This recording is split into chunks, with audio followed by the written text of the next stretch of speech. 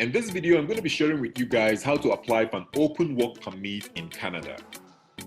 To be eligible, you are someone who is applying or already applied for permanent residency under the spouse or common law partner in Canada class, or someone who has already applied or included in an application for permanent residency on humanitarian and compassionate grounds.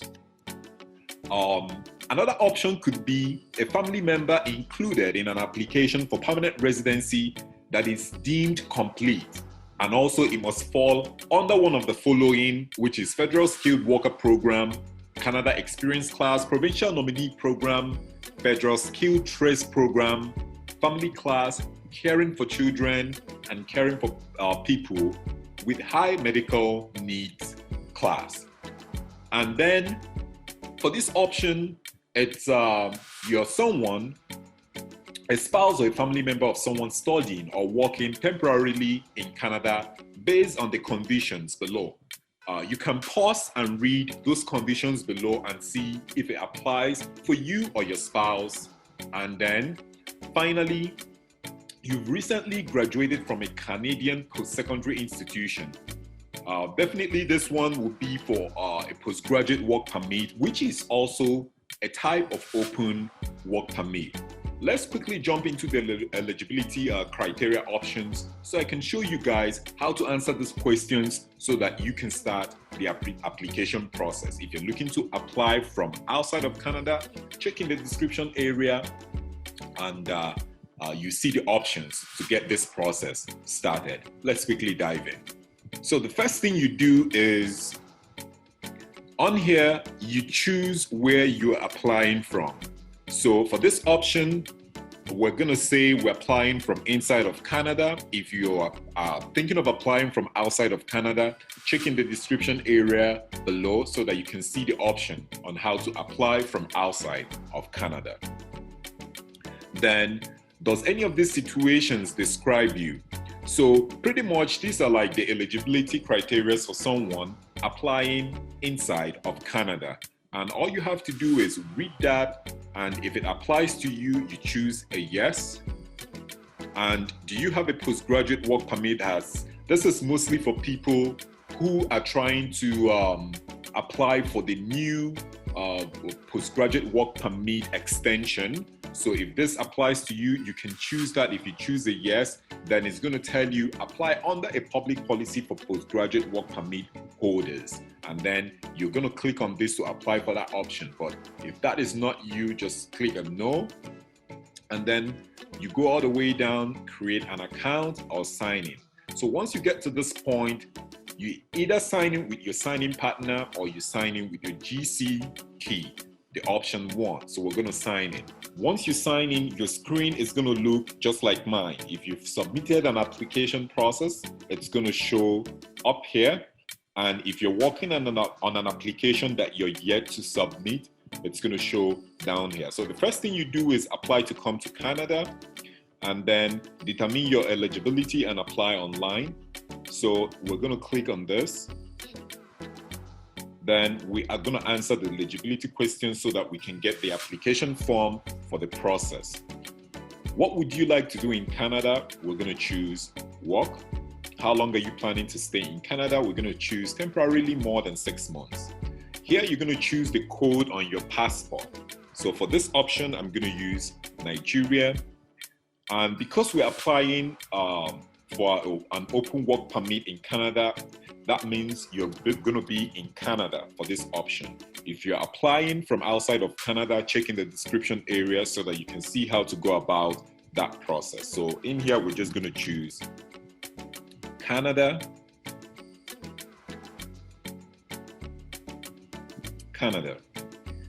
Do you have a family member who is a Canadian citizen? If you have someone, you choose a yes. If no, say no. Here you are going to choose the date when you were born, your month and the day, and then you click on next. If you are a permanent resident of the United States of America, you are going to choose yes. If no, choose no and keep going. What is your current immigration status in in Canada. So based on someone applying within Canada, let's just assume that you're trying to like apply for an open work permit. So, and that means you're trying to like extend the one you have already or renew the one you previously had. So all you're going to do is you choose worker, next. So now, based on what I said in the PowerPoint presentation, does any of the following apply to you? I'm going to say no. I'll say no. Based on your own options, if it applies to you, you are going to choose yes. And are you a spouse, common law partner, or dependent child of someone who is a foreign? So for this one, I am going to choose no, and here choose yes, because I am applying as a spouse or common law partner or dependent child of someone who holds a study permit or a full-time student at a university. So this is how you're going to apply. One of these options is going to apply to you if you're applying within Canada. Then you choose next. Here you're going to say choose your marital status, single or married, and then you choose the province where you will be spending most of the time. So as you can see our result right here, it says you will need a temporary resident visa to return to Canada, and then you may be eligible to work in Canada with an open work permit. So we click on continue. Now we're going to create your personal checklist. So this is going to be your own personal checklist that is going to help you with the documents you're going to be submitting for this particular application process. So you hit on continue. Are you accompanying a family member who has status in Canada? Sometimes these questions might be confusing. If you click on this button, it's going to tell you what, if you do not understand, it's going to explain what you need to know. And also, if you do not understand what accompanying means, you can click on that button and it tells you accompanying you means that this person intends to come to Canada at the same time as you, and then you go on back. So if it's a yes for you, you say yes. If it's a no, you just say no. And next. When does your status in Canada expire? So basically this is as someone who is trying to renew their open work permit, the previous one they had before, or if you do not have an open work permit, you're just trying to like extend as in your stay. It's asking you when the work permit or the study permit you have, it's going to expire, or depending the type of permit you have. So let's say this is 2021.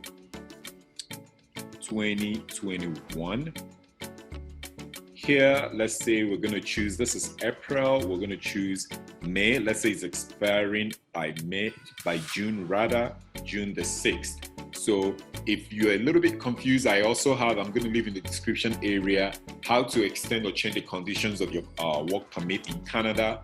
I explained a little bit on how to figure this out if you're a little bit confused. And again, remember, you can always click on this button and it's going to tell you a non-citizen's position in a country, for example, permanent resident or visitor, if you're confused. So next. Have you had any medical exam performed by IRCC authorized panel physician within the last 12 months? If yes, you choose yes. If no, you choose no. Basically, this is just trying to get information from you, because if you haven't, that means they might need you to do a medical exam. That's the basics of some of these questions. So here I'm going to choose yes or no, depending on what applies for you. Do you want to submit an application for a family member? If you're helping someone apply, then you're going to choose yes. If you're doing it yourself, you say no. Are you giving someone access to your application? If you're using a representative, like I said previously, then you're going to say yes. But if you're doing it by yourself, you say no. In the past 10 years, have you given your fingerprint? So if you have, you say yes. If you haven't, you say no. Next. There are fees associated with this application. Will you be paying your fees? I'll say yes, I'll be paying my fees. And then, are you able to make a digital copy of your documents? I would say yes. Next. Will you be paying your application fees online? I would say yes. Next. Now, you have the option to review your questions. If you feel like the answers you provided doesn't really seem okay, you can change them. And if you want to start from the beginning, you can go down here and start again. So you go all the way down after reviewing your answers and click continue. Then it's going to tell you, walk you through on the steps. Use your account, save your application, upload your documents, pay your fees, and submit your documentation. So we click continue. So now it's telling you that based on the answers I provided, my own personal checklist is going to be application forms, application to change conditions, extend my stay or remain in Canada as a worker, and then I'm going to provide a passport, a digital photo, proof of upfront medical exam, and then application for a temporary resident visa made outside of Canada. This is an optional document. Sometimes it could be okay to just complete all of them and submit, right? But because it's an optional, you can still leave it, right? So once you've done all of this, if they need this, they're definitely going to let you know that you need to complete this particular one and submit. If you're unsure on how to fill out this particular form, I do have a video on how to apply for a visitor visa to Canada, which is this temporary resident visa. I'm also going to leave it in the description area. So once you get to this point, you are going to download this one and then fill it out. So the first thing you need to do is you put your UCI number. So for your UCI number, you're going to find it on your study or work permit under where it says country of citizenship. If you do not have it or you do not know where to find it, better you leave it blank so that you do not put a random number you're unsure of. So here you're going to choose how you want service in. Number 3, you're going to be applying for a work permit for the first time or with a new employer. This could be someone trying to change their conditions, right? Or they don't want to work for a specific employer. They're trying to apply for an open work permit, something brand new, right? So personal details, you're going to provide your name. If you've used a different name, you're going to provide it down there. Here, you're going to choose, these are more explanatory. So I'm going to be fast with this ones because I want to get to the point that is super, super important. So sex, date of birth, place of birth, you provide these details. You can use this as a demo. Your country of citizenship, you provide that.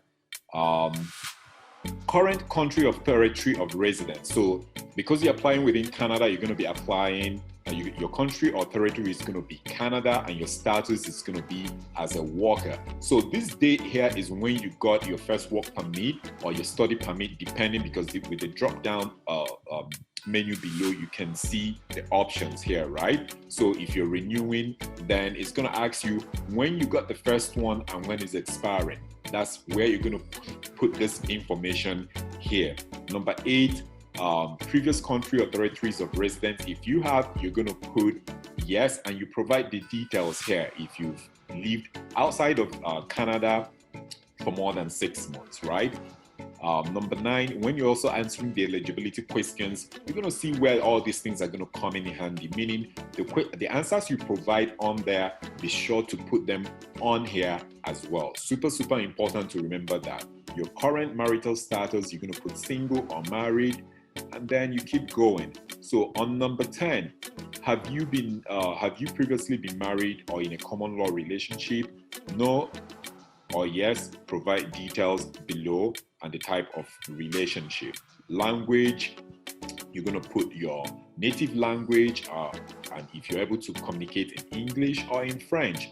Then your passport number. For this option, your country or territory of issue. So sometimes when you're in a new country, let's say you move from your country, I will use Nigeria for an example, or someone moving from India to Canada or Nigeria to Canada.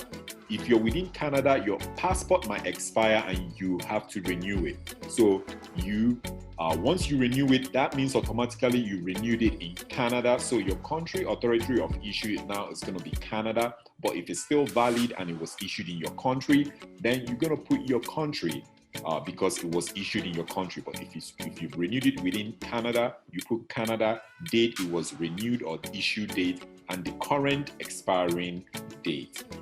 I just put this date on, it has already expired, just making up these numbers here.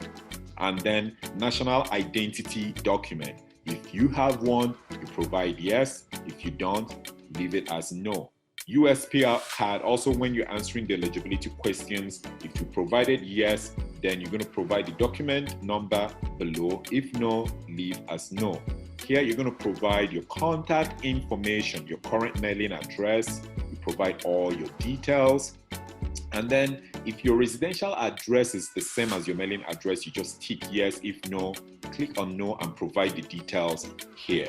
Then number 3 is going to be your telephone number and your email down here. You can put an alternate email if you have one, or your fax number if you have one. So coming into Canada, date and place of your original entry to Canada, you're going to provide that detail here. The original purpose of you coming to Canada, if you came in as what, let's say, a spouse of someone or a dependent child of someone, based on the video I said you guys should watch in the description area below. Then if you came in as a worker or to work, then you're going to use that. If you came in as a student, then you're going to provide that details as well, right? Then the place where you landed, date and place of your most recent entry to Canada if you have one. If applicable, provide the document number of the most recent visitor record, study permit, work permit. So this is going to be if you already have a work permit and then you're trying to like renew a new one, then you're going to provide that document number here. So this is where I want you guys to pay very, very good attention. So details of intended work in Canada. What type of work permit are you applying for? So like I said at the beginning of this video, this is going to be an open work permit. If you click on that, there are other options. Co-op work permit, exemption from, this is what we're focusing on. Open work permit. Another type of open work permit is the postgraduate work permit. I also stated that in the other video. So once you provide that information, the good thing I want you guys to understand about open work permit is it's a type of work permit where you can work for any employer in Canada, meaning that once you put open work permit, you do not provide the name of the employer here. You do not provide the address.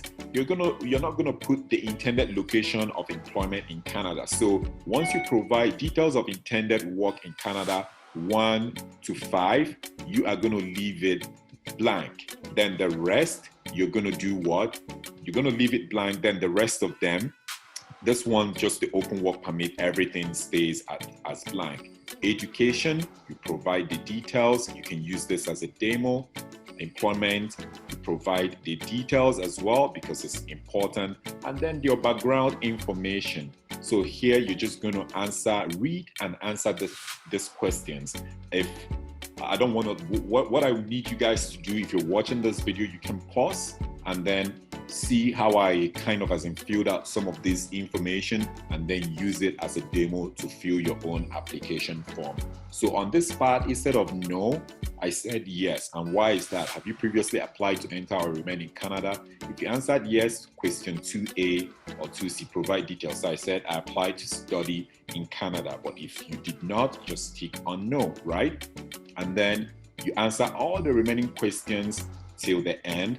And once you've done that, you're going to validate and then go back to the application that you created. Then you upload and submit all these other documents here. Over here, you are going to see where you're going to hit continue on next, and then you pay your fees and you submit your application. Thank you guys for watching.